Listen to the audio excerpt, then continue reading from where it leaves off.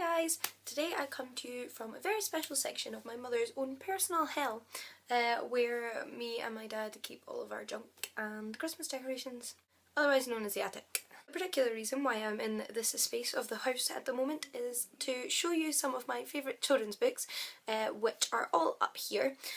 So I have raided through and picked out some of my favourites, and some in particular that I feel you may even enjoy reading now if you didn't get a chance to when you were a kid, because I think they're all that good. On a little side note, look what I found.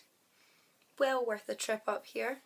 So the one on the top of my pile is a pretty famous one that a lot of you might have read, and it is The Lion, the Witch and the Wardrobe by C.S. Lewis. It is the second in a fantasy series set during the Second World War, although it's the only one a lot of people have read out of the series, and I have only read the first three in fact, although I own them all, so maybe that's something I should do, is read them all at some point. But this is a fantastic standalone as well as part of the series, and it revolves around four siblings who are sent away to the countryside during the Second World War to live in this old country house with this random old man, and they are playing hide and seek and stumble across a portal to another world in his wardrobe.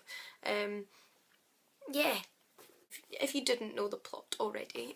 Now the next is a series, although I can't find number one of it, so I only have here 2, 3 and 4, and it is The Tales of the Dark Forest, 2 being Wizard, 3 being, wait for it, this one's funny, Trology, because it's number 3, and it's about a troll. And the fourth one is Nightmare, and the first one's also called Good Night.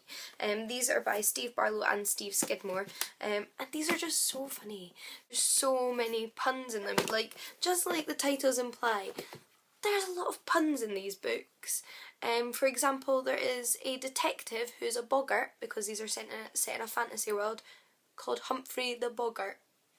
Yeah, I can tell that you're laughing on the other side of this camera. And I think you'd appreciate the humour in them whether you were 10 or 100. I actually really want to reread these because they were just so funny. Now the next one, I can't actually find the particular book I was looking for, but I have the sequel here.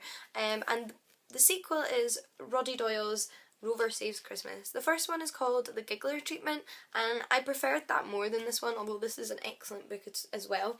The Giggler Treatment, enough of that, don't care about that one. The Giggler Treatment is about these little creatures called the Gigglers who punish parents who have been unjustly mean to their children, so grounded them for no good reason, and they punish the parents by making them stand in dog poo. Rover's dog poo. Now the next one is by an author who you've probably heard of, but I don't know if you'll have read this book, and it's The Wishlist by Owen Colfer. He wrote the infamous Artemis Fowl series, which I also love and is in my pile, but this one in particular I think I maybe love more. Part of me isn't even sure whether to class this as a children's book or not, because it could maybe fall into the YA category. So Meg, the main character, has just died, and it hasn't been decided whether she's going to go to heaven or hell yet, so she has been given some tasks to do to get her in if she wants to get into heaven, but hell's also trying to stop her from doing that because they want more people, obviously. It's kind of magic realism, I guess, and it's really quite a deep topic for a children's book, so that's why I'm wondering if this is maybe more YA, but it's a really, really wonderful book. I really, really enjoyed this. Yeah, and if you read the Artemis Fowl series and enjoyed Owen Colfer's writing, then I think you would really, really enjoy this as well. As a child, I read a lot of series. Fantasy series were probably my favourite kind of book. So the next one is another series, and another one I can't find the first book in, so I've got the second one here, and it is the Charlie Bone series by Jenny Nemo. The first one's called Midnight for Charlie Brown, this one's called The Time Twister. And they are about a young boy called Charlie Bone who goes to a school kind of for magic and kind of not for magic. Some of the students have magical gifts and some of them don't. These magical gifts aren't really like Harry Potter, they're not wizards or anything like that, but they can all do something magical. There's a lot of mystery and intrigue in this book. Any fan of Harry Potter, I think, would have enjoyed this as a kid and maybe still would today. Next one is another fantasy series, and it's Pure Dead Magic by Debbie Glory. This story revolves around a family who live in a mansion in the Scottish countryside, I believe, with their pets that include a griffin. I don't even feel like I need to say anything else but that. It's a really, really funny, really magical series. Love this one. Like I said, it was coming. the Artemis Fowl series, which I've never actually finished, but I plan on it. I've got number 4, so I should read it. But number 2, 1 and 2 in particular, I absolutely adored as a child. Artemis Fowl is a child genius. Well, there's a little bit of mixture of science and magic in these books. I'm sure most of you have heard of this series, and it deserves the hype that it gets. Although I didn't really like the 3rd one, and I think that's why I stopped reading them, which is unfortunate. I have every intention of finishing this series one day. Like I said, I like my fantasy series, and the next one is another fantasy series. And this one begins with The Fire Within by Chris DeLacy. Now, this series I like in particular, especially if you're older and wanting to read some children's books, because one of the main characters is actually in his 20s. So it could almost be a young adult book. About this young man called David, who takes up as a lodger with Liz and her daughter Lucy, who have a little secret on the go that he discovers, which involves dragons.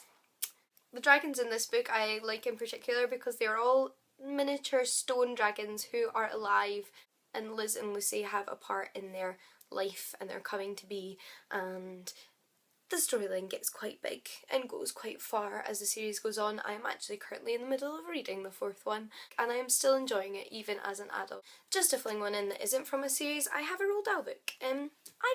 This isn't necessarily my favourite one, it's The Twits, although it's one of my favourites, but in general I just wanted to recognise Roald Dahl in this video because it couldn't be a favourite children's book video without mentioning some Roald Dahl.